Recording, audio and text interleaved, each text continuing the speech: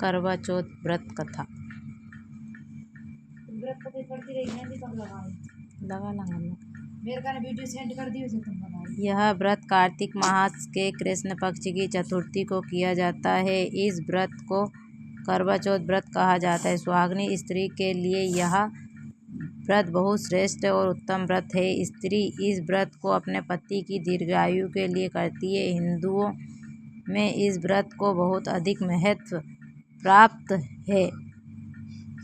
वास्तव में यह एक अत्यंत प्रभावशाली तथा उपयोगी व्रत है।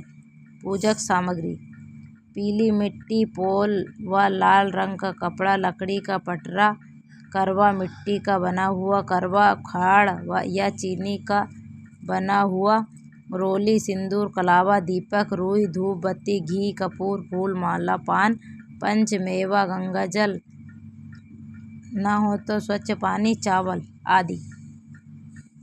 व्रत करने की विधि: इस दिन सुहागिनी स्त्री को प्रातःकाल ही घर की सफाई आदि करके स्नान आदि से निवृत्त हो लेना चाहिए। इस दिन स्त्री को पूरे दिन निर्जला उपवास करना चाहिए। फिर पूजा को सभी सामग्री को एकत्रित कर ले। इसके बाद में शाम के समय अपने घर में पूजा स्थान या आंगन को स्वच्छ कर ले। फिर स्त्री को मुंह हाथ आदि धोकर स्वच्छ वस्त्र पहनना चाहिए और आभूषण आदि धारण करने चाहिए। फिर चावल को पीसकर उससे थोड़ा सा सिंदूर तथा पानी मिलाकर मिश्रण बना ले और इसे दीवार पर करवा माता का चित्र बनावे। साथ में गणेश जी, सूर्य, चंद्रमा आदि देवी देवताओं के चित्र भी बनाए। साथ ही सुहाग की विभिन्न वस्तुएं जैसे चूड़ी, बिंदी, बिछिया आदि, दूध देने वाली गाय, कौवा, करवा बेचने वाली कुम्हारन, महावर लगाने वाली नाइनी, चूड़ी बनाने वाली मनिहारनी, 7 भाई और उनकी इकलौती बहन आदि के चित्र भी बनाए जाते हैं। बोलो करवा माते की जय। करवा चौथ व्रत कथा।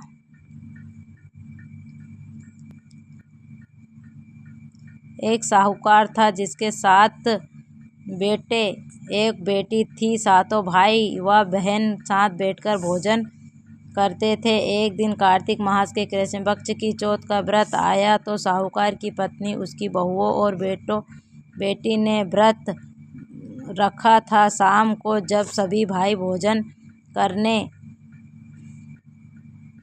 करने के लिए बैठे तो उन्होंने अपनी बहन से कहा, आओ बहन भोजन कर ले। बहन बोली, आज मेरा करवा चौथ का व्रत है, इसीलिए चांद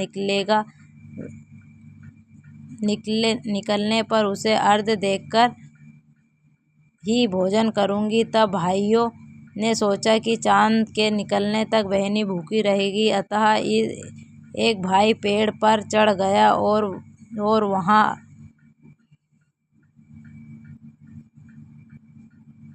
वहां उसने एक दिया जलाया और दूसरे ने हाथ में चलनी की ओट कर ली, जिससे वह दूर से चांद जैसा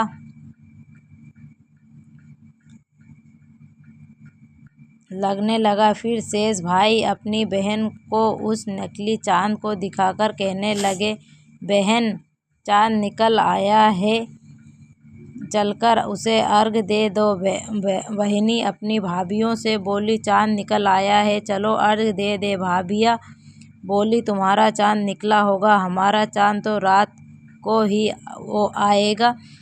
तब बहनी ने अकेले ही उस नकली चांद को अर्घ्य दे दिया। उसके बाद जब वह खाना खाने लगी तो पहले ही गिलास में बाल आ गया, दूसरे गिलास में कंकड़ आया और तीसरे गिलास में मुंह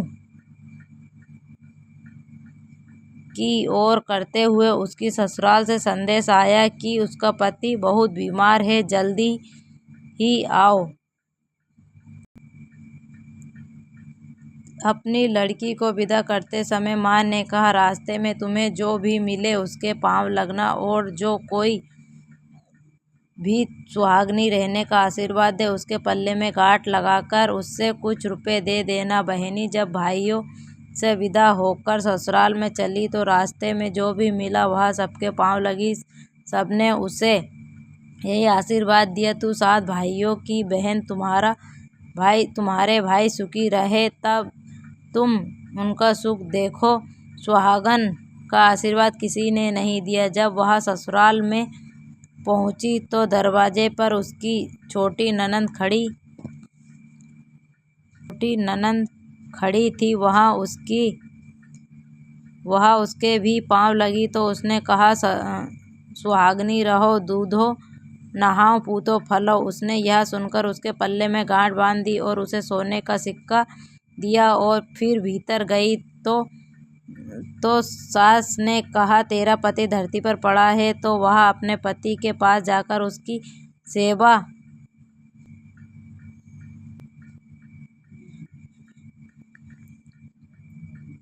के लिए बैठ गई। बाद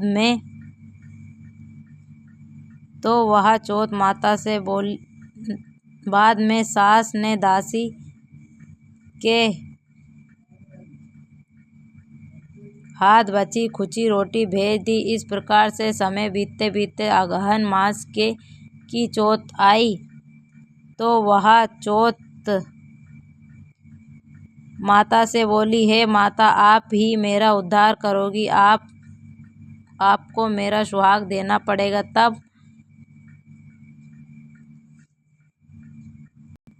तब उस चौथ माता ने बताया, पूस की चौथ आएगी, वह मेरे से बड़ी है। उसने कहा कि इतना कहकर चौथ माता चली गई।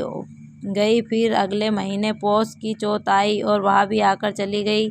आगे आने वाली चौथ से भी फिर कहना इस प्रकार से माघ, फाल्गुन, चैत, बैसाख, जेठ, आषाढ़, श्रावण, भादो की चौथ आई और वह भी चली गई। फिर जब आसोज, अश्विन के चौथ आई तो उसने बताया कि कार्तिक की चौथ से ही तुम्हारा सुहाग वापिस कर सकती है। वह आए तो उससे विनती करना।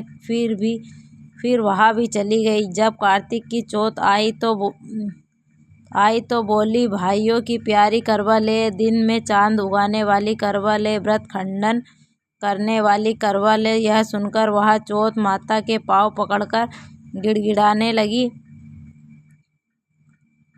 हे चौथ माता, मेरा सुहाग तुम्हारे हाथों में है, आप मुझे सुहागनी करें। हे माता। तो माता बोली, तुम्हारे वह व्रत